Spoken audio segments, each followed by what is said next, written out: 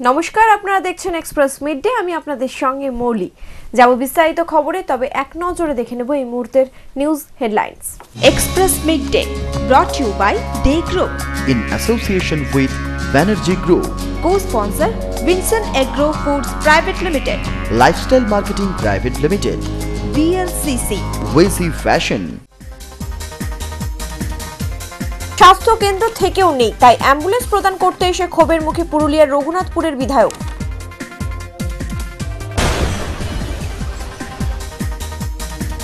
নৈহাটি উৎসবে সেমিনার মঞ্চে ছাত্রছাত্রীদের সাথে তৃণমূল বিধায়কদের প্রশ্নোত্তর পর্বে তীব্র নিন্দার ঝড় উঠল সিপিএম বিধায়ক আনিসুরের বক্তব্যকে ঘিরে।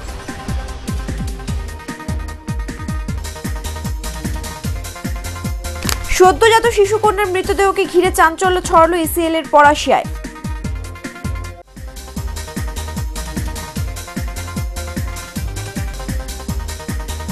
পুরুলিয়ার হরিপদ সাহিত্য মন্দিরে শুরু হলো 11তম লিটল ম্যাগাজিন মেলা।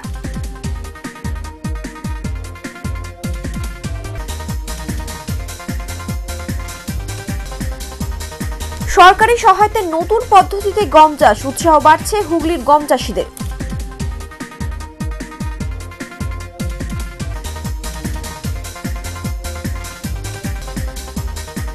ওরা এলেই বোঝা যায় শীত এসে গেছে। সাইবেরিয়া থেকে বীরভূম দীর্ঘ পথ পাড়ি দিয়ে জমিয়ে বসেছে ওরা।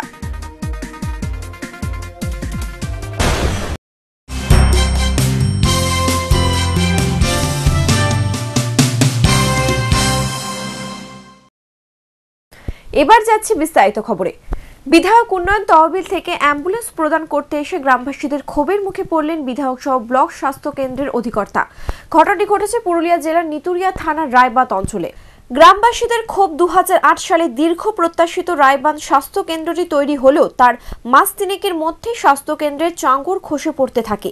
ফাটল দেখা যায় প্রতিটি ঘরে। বর্তমান অবস্থা অত্যন্ত করুণ।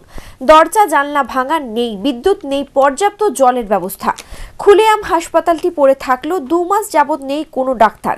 শনিবার অ্যাম্বুলেন্স প্রদান করতে এসে ক্ষোভের মুখে পড়তে হয় রঘুনাথপুরের বিধায়ক পূর্ণচন্দ্র বাউরি ও নিতুরিয়া ব্লক স্বাস্থ্য কেন্দ্রের অধিকর্তা ফাল্গুনী গোস্বামীকে। সমস্যা মিটিয়ে মাসখানেকের মধ্যে ডাক্তার এনে দেওয়ার প্রতিশ্রুতি দিলে শান্ত হন গ্রামবাসীরা এবং শুরু হয় অনুষ্ঠান। ঢালাই হয়েছে, এমন জানলা দরজা সব ভাঙা। এখন তো 2 মাস ধরে কোনো ডাক্তার নেই, তবু আমরা এসে অ্যাম্বুলেন্স দান করতে এসছে। এটা কি ঠিক হচ্ছে? আমরা অ্যাম্বুলেন্সটা কী করবো নিয়ে পড়ে? আমাদের তো প্রয়োজন নেই অ্যাম্বুলেন্স, এখন আমাদের ডাক্তার প্রয়োজন। ডাক্তার থাকলে আমাদের অ্যাম্বুলেন্সের দরকার হবে না। যথেষ্ট ডাক্তারের সাহায্যে আমরা সুস্থ হব। অবশ্যই তাদের ক্ষোভের জায়গাটা সত্যি স্বাভাবিক। তার কারণ স্বাস্থ্য পরিষেবার যা ডাক্তার যদি না থাকে তাহলে স্বাস্থ্য পরিষেবা মানুষের দেওয়া যায় না। তেমনই সমস্যা জেলার বা রাজ্যের। অবশ্যই আমরা সিএমওর সঙ্গে কথা বলছি। কথা বলার পর যাতে 1 মাসের মধ্যে আমরা এখানে ডাক্তার ব্যবস্থা করতে পারি এবং এই স্বাস্থ্যকেন্দ্র যেন মানুষের পরিষেবায় কাজে লাগে সেই প্রচেষ্টা করছি আমরা। এবং সিপিএম বিধায়ক তথা প্রাক্তন মন্ত্রী আনিসুর রহমানের কুরুচিকর মন্তব্য ঘিরে তীব্র প্রতিক্রিয়া দেখা দিয়েছে রাজ্যের বিভিন্ন মহলে। রাজ্যের মহিলা মুখ্যমন্ত্রী মমতা বন্দ্যোপাধ্যায় সম্পর্কে আনিসুর বাবুর বক্তব্যে তীব্র প্রতিবাদ জানানো হলো নৈহাটি উৎসবের সেমিনার মঞ্চে।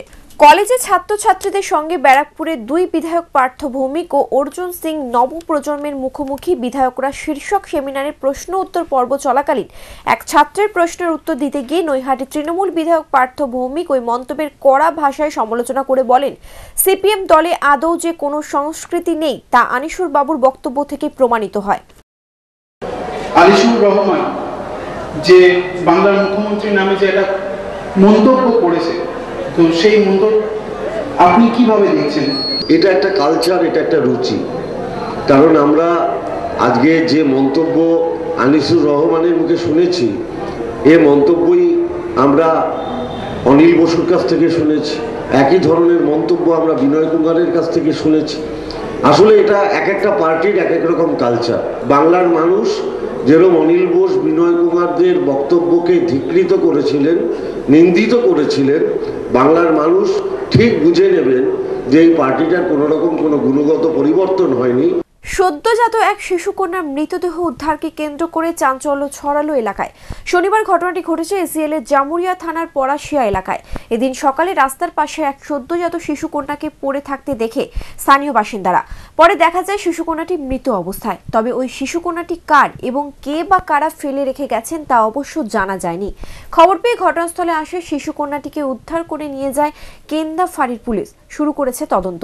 পলাশিয়া স্টেডিয়ামের পাশে একটা ছোট বাচ্চা পড়ে আছে ভোর 4-5টা থেকে। এই প্রথম একটা ঘটনা ঘটলে, এরকম ঘটনা ঘটা উচিত হলে পলাশিয়ার একটা বদনাম। মানে মেয়ে ছেলে বাচ্চা বোঝা তো যাচ্ছে না, যে মেয়ে বলে ফেলে দিচ্ছে, কিছু বোঝা যাচ্ছে না। পলাশিয়া বদনাম করার জন্য করেছে হয়তো। এক্সপ্রেস মিডডেতে এখন সময় ছোট্ট একটা বিজ্ঞাপন বিরতির। ফিরে আসছি অন্যান্য খবর নিয়ে, সঙ্গে থাকুন।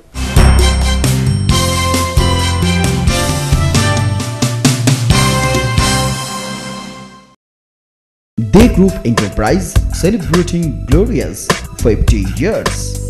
Coal Mines Associated Traders গর্বের সঙ্গে কৃতিত্বের তালিকায়। হাইওয়ে ইঞ্জিনিয়ারিং, রেলওয়ে পরিকাঠামো উন্নয়ন, সেতু নির্মাণ, নির্মাতা ও নগর উন্নয়ন, পরিকাঠামো ও ভূমি উন্নয়ন, খোলামুখ খনি। মাত্র এক দশকে 100 কোটির কৃতিত্ব। Coal mines associated traders Dey group enterprise উন্নয়ন নিবেদিত একটি সংস্থা।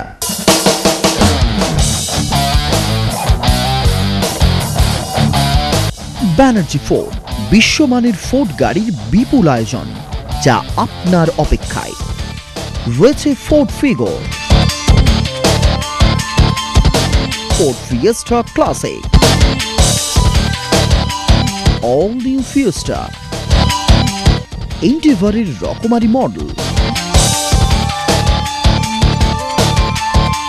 রয়েছে বিক্রয়োত্তর পরিষেবার সুব্যবস্থা। Banerjee Ford, GT road, বিড়িঙ্গি।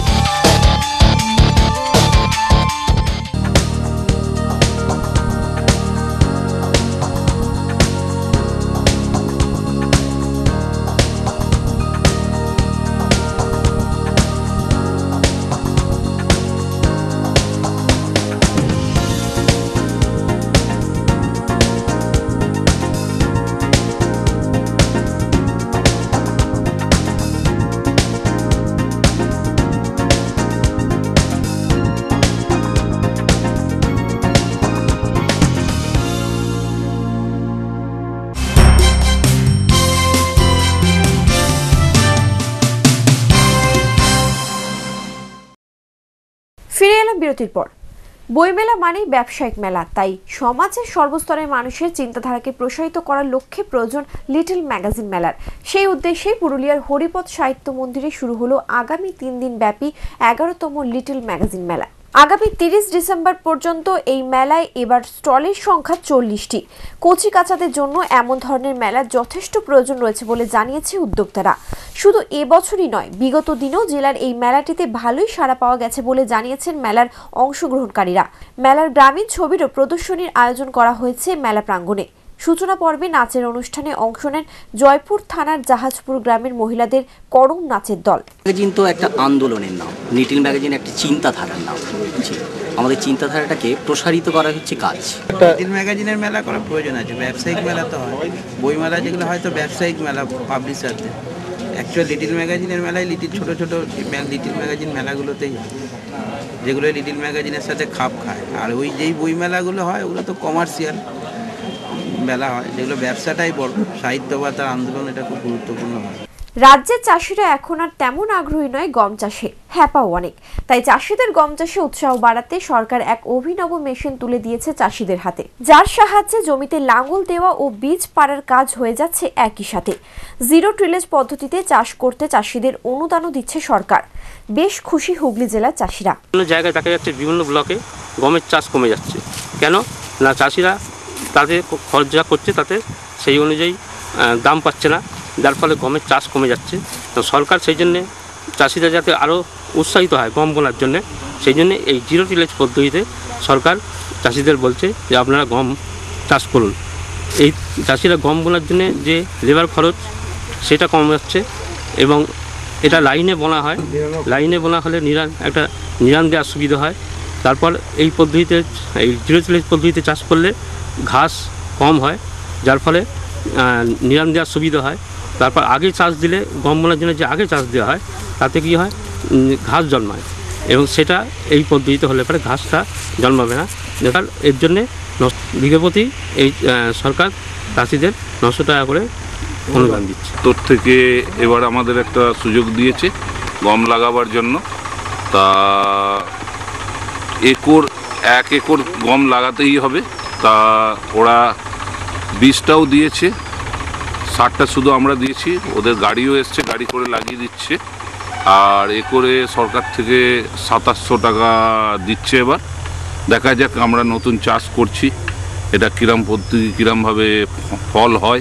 Express মিডডেতে এখন সময় ছোট্ট একটা বিজ্ঞাপন বিরতির। ফিরে আসছি অন্যান্য খবর নিয়ে, সঙ্গে থাকুন।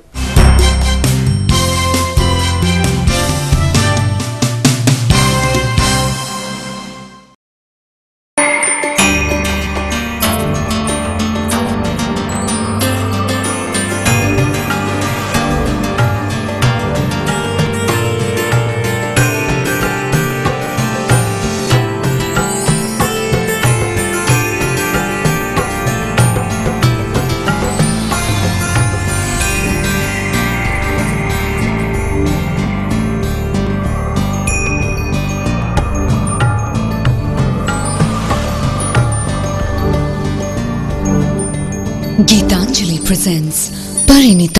I was 40 kilos when I got married. I became 65. Nikhil का 40वां जन्मदिन आया. I asked him what he wanted. You. वो एक ही शब्द काफी था. गई VLCC. वापस उन्हीं जीन्स में. Happy birthday. I was born again. VLCC for free consultation.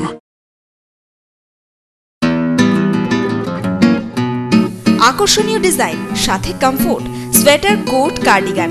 শীতের ফ্যাশনের শেষ কথা কৈশি ফ্যাশন। সব বয়সের দুর্দান্ত সব উইন্টার কালেকশনের জন্য আপনার পছন্দ হতেই পারে কৈশি ফ্যাশন। কৈশি ফ্যাশন 62 SSB সরণি, বিধাননগর, দুর্গাপুর 12।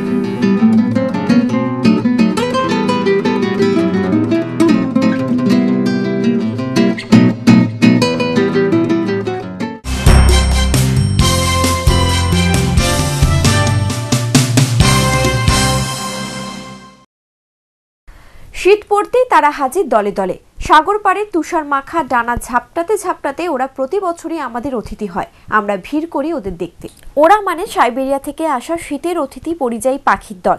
বীরভূমের জলাশয়গুলিতে ইতিমধ্যেই শুরু হয়ে গেছে ওদের আগমন। জেলাতে 3টে বড় বড় ওয়াটার বডিজ আছে, জলাশয় আছে। এক বাগেশ্বর ড্যাম, তিলপাড়া বারাজ এবং আমাদের বল্লভপুর ওয়াইল্ড লাইফ স্যাংচুরিতে 3টে ঝিল আছে। ওখানে এই পরিযায়ী পাখি ডিসেম্বর মাস থেকে আসা শুরু হয় আর এরা থাকবে প্রায় ফেব্রুয়ারি মাস অবধি এই জেলাতে থাকে। এই মধ্যে বিভিন্ন ধরনের পাখি আছে, গ্রে ল্যাগ গিজ আছে, বার হেডেড গিজ, লেজার হুইসলিং টিল আছে, পিনটেল, নর্দার্ন শাওলার, ব্রাহ্মণী ডাক, এইরকম বিভিন্ন ধরনের পাখি আছে।